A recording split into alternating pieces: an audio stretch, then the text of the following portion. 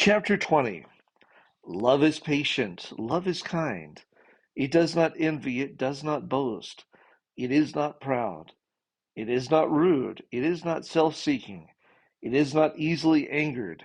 It keeps no record of wrongs. Love does not delight in evil, but rejoices with the truth.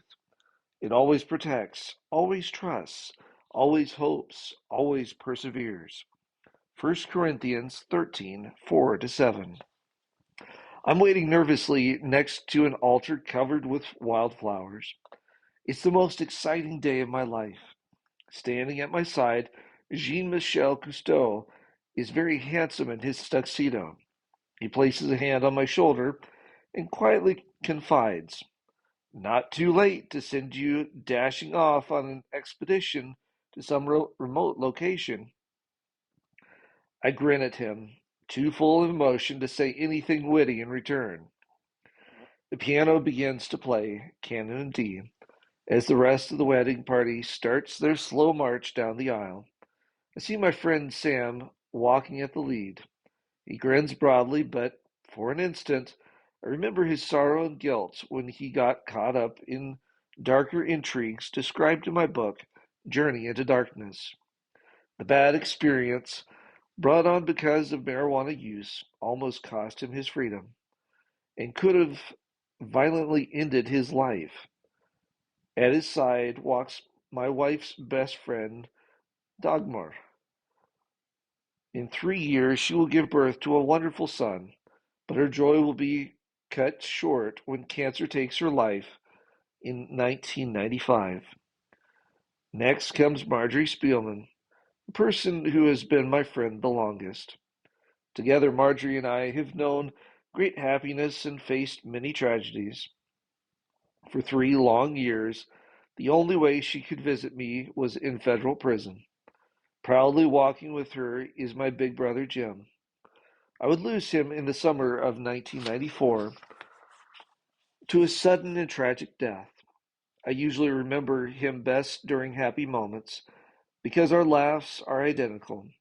It is when my laughter comes forward irresistibly, loud and uncontrollable, that I hear echoes of Jim coming from within me. Then, for a moment, the happiness is usually shattered. At this moment, I do not know the tragedies that lurk in the near future.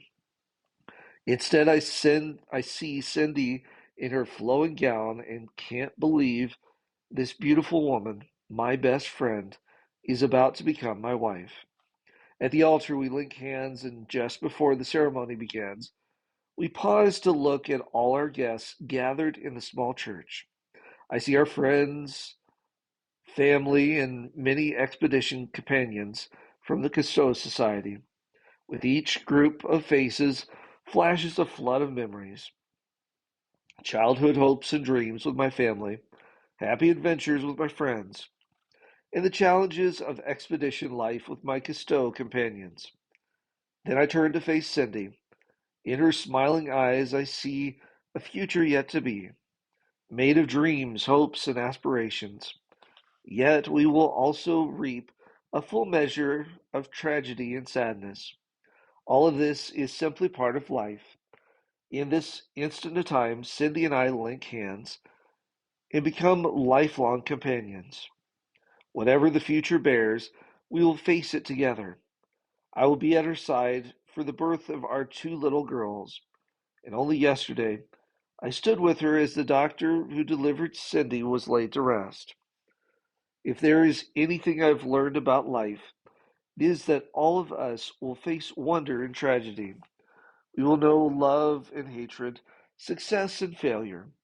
Life is a relentless cascade of positives and negatives. To have the strength and courage to face all that life is hurling at us takes the fortitude of family and friends. None of us can stand alone, which leads us to the most important decision any of us can make, simply to invite the best friend of all humankind, Jesus Christ, into our lives. I have told you these things so that in me you may have peace. In this world you will have trouble, but take heart. I have overcome the world. John 16:33. After the ceremony, we gather at my mother's house to celebrate. It is there that Jean Michel reveals his plans for us with a toast. Cindy, I wish you the greatest happiness in life.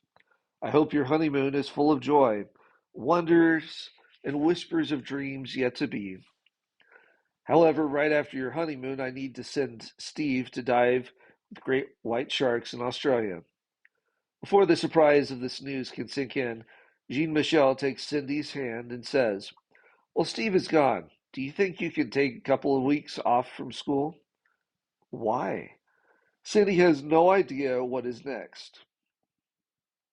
Because I need you to join the first team of women Cousteau divers, laughs Jean Michel, completely pleased at the shock on Cindy's face.